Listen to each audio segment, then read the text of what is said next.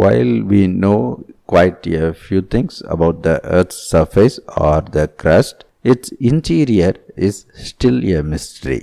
We have launched spacecrafts to explore the outer reaches of the galaxy, but we haven't yet designed probes that go up to even the base of the crust, a mere 35 kilometers deep. Hence, the only way to learn what is going on deep inside our planet, its core and the mantle, is by indirect methods. Though our planet apparently looks like a uniform blue sphere, the Earth is actually like a potato with its own share of deformations. This uneven surface results from non-uniform gravity because of the unequal distribution of matter within the planet's interior. In addition, the movement of tectonic plates occasionally create mountains and valleys on the surface of the Earth, adding to the deformations. Since the oceans cover 71% of the planet's surface, these deformities affect the shape of the oceans too. If there were no tides and currents on the oceans, all the water in the oceans would settle onto a smoothly undulating shape called a geoid, rising wherever there is high gravity and sinking where gravity is low. The resulting unevenness in the ocean surface, known as geoid anomalies, are generated by uneven mass distribution within the deep Earth. One such anomaly is found just south of Sri Lanka, spanning a vast extent. Known as the Indian Ocean Geoid Low (IOGL), it is dominated by a significant gravity low where the ocean surface plunges down to 106 meters. The existence of the Indian Ocean geoid low is one of the most outstanding problems in Earth sciences. It is the lowest geoid gravity anomaly on Earth, and so far no consensus existed regarding its source. In a recent study published in the Journal of Geophysical Research Letters, researchers from Indian Institute of Science, Bangalore, in collaboration with researchers from the GFZ German Research Centre for Geosciences, Germany, have pondered on the reasons behind the missing mass that is causing the geoid low.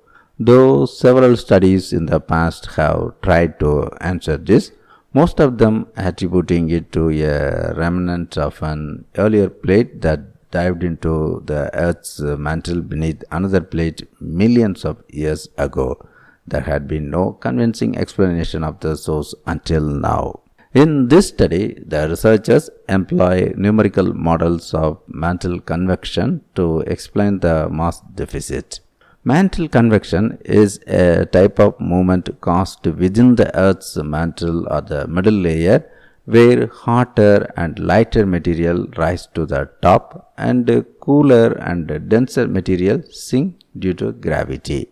This convective movement within the mantle was driven by seismic tomography models that use seismic waves to obtain a three-dimensional picture of the Earth's interior. The researchers found that low-density anomalies or the presence of lighter materials in the upper to mid-mantle below the IOGL were responsible for the gravity low in this region. Mantle plumes or the rising up of anomaly hot rock within the Earth's mantle can result in low-density anomalies. However, no known mantle plume exists beneath the IOGL, ruling out this theory.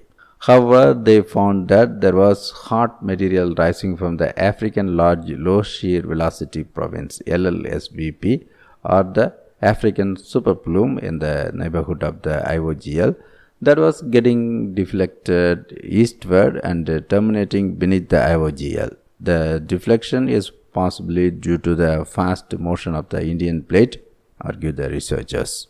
A geoid low or a negative geoid anomaly would be caused by a mass deficit within the deep mantle. The researcher says that their study explains this low with hotter, lighter material stretching from a depth of 300 kilometers up to approximately 900 kilometers in the northern Indian Ocean, most likely stemming from the African superplume. This study is definitely a breakthrough in convincingly explaining the occurrence of the Indian Ocean geoid law using a model driven by present-day density anomalies. Most existing theories have tried to explain this negative anomaly with the help of cold, dense oceanic plates that sank into the mantle in the past. As part of future work, the researchers would like to investigate the evolution of the geoid law from the past to the present using time-dependent mantle convection models.